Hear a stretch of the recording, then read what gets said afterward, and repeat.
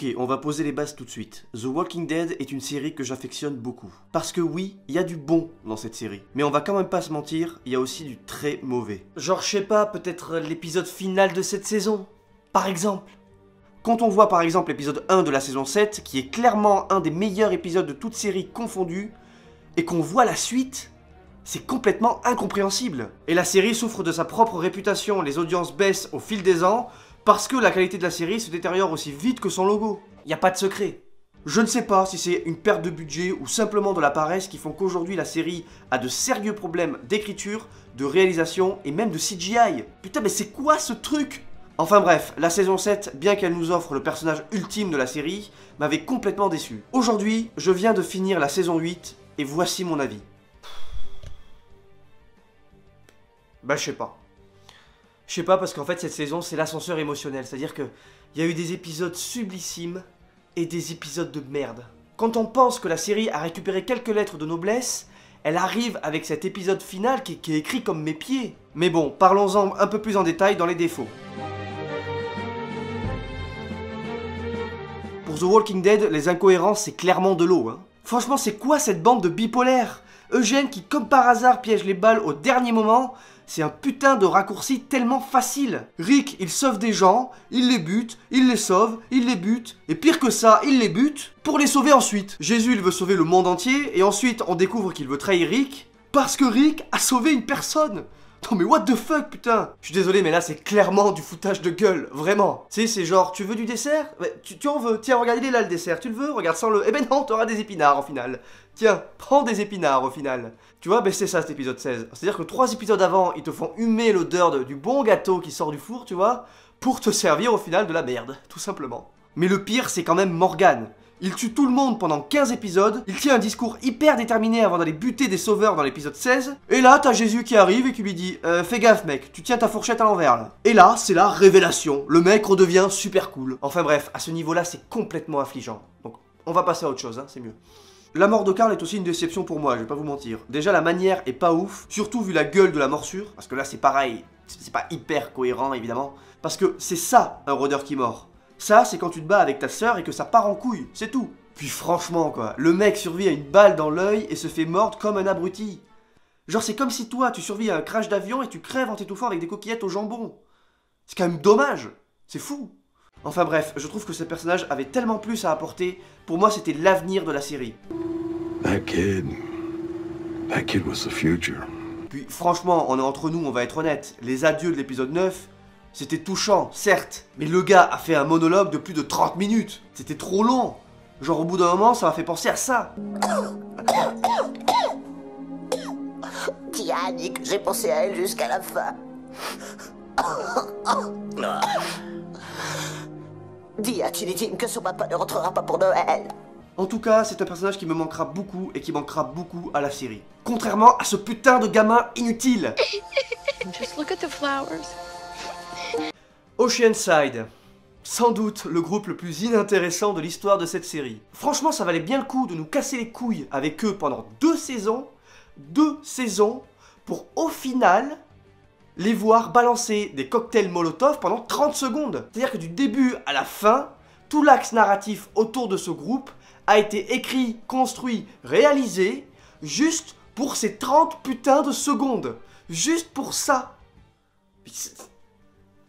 Oh putain, allez vous faire foutre. Et est-ce qu'on en parle de la piole de Jadis en plein milieu de l'apocalypse et qui est pourtant mieux meublée que mon appart? Ikea.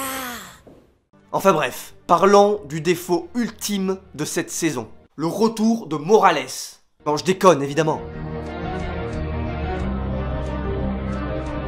2 saisons.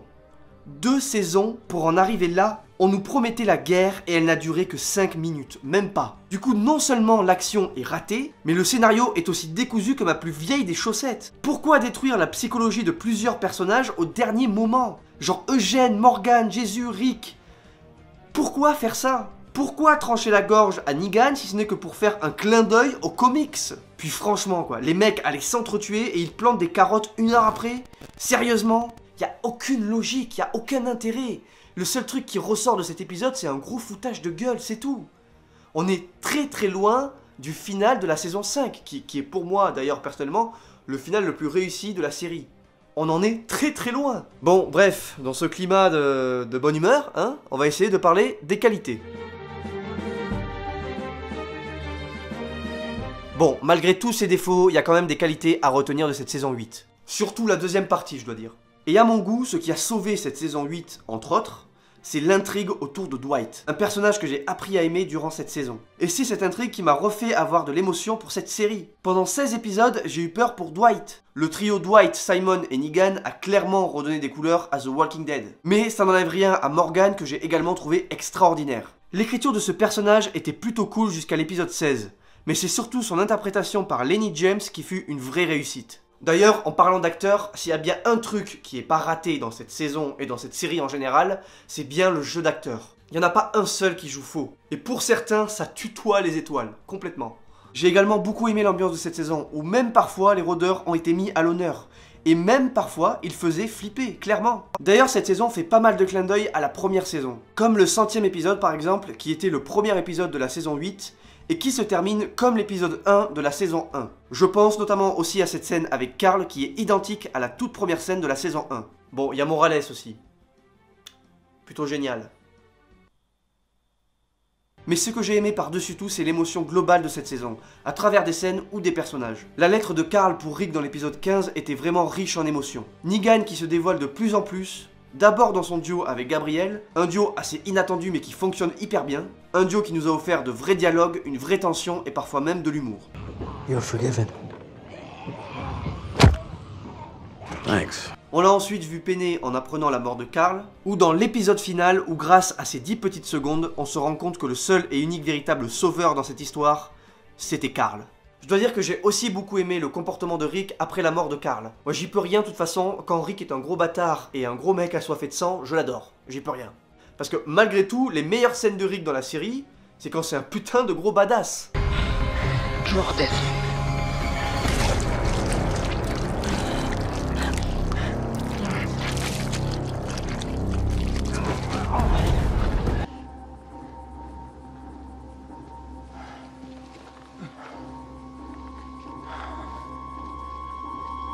What?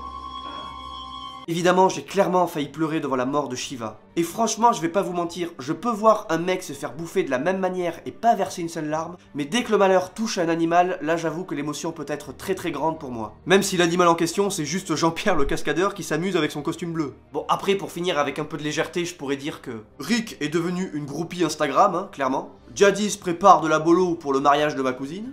La bolognaise numéro 1, c'est la bolognaise Panzani. Et j'ai même cru à un moment, je vous jure que c'est vrai, apercevoir un remake du générique de La Petite Maison dans la Prairie.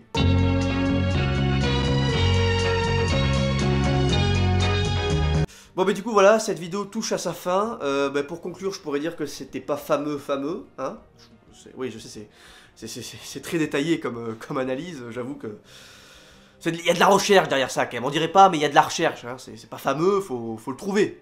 Non mais voilà, cette saison 8 m'a clairement déçu par plein d'aspects, mais en même temps m'a hypé par d'autres aspects. Il y a eu des épisodes vraiment excellents, que ce soit dans la partie 2 ou dans la partie 1, même s'il y en avait plus dans la partie 2. Enfin, en tout cas, les scénaristes apparemment changent pour cette saison 9, enfin pour la saison 9 qui arrive. Et donc j'espère que la saison 9 sera réussite. Je peux pas vous dire si j'arrêterai ou pas si la saison 9 est ratée, parce que quoi qu'il arrive, j'ai envie de voir la fin, je veux savoir ce qui se passe à la fin, même si apparemment cette série va durer très très longtemps, paraît-il.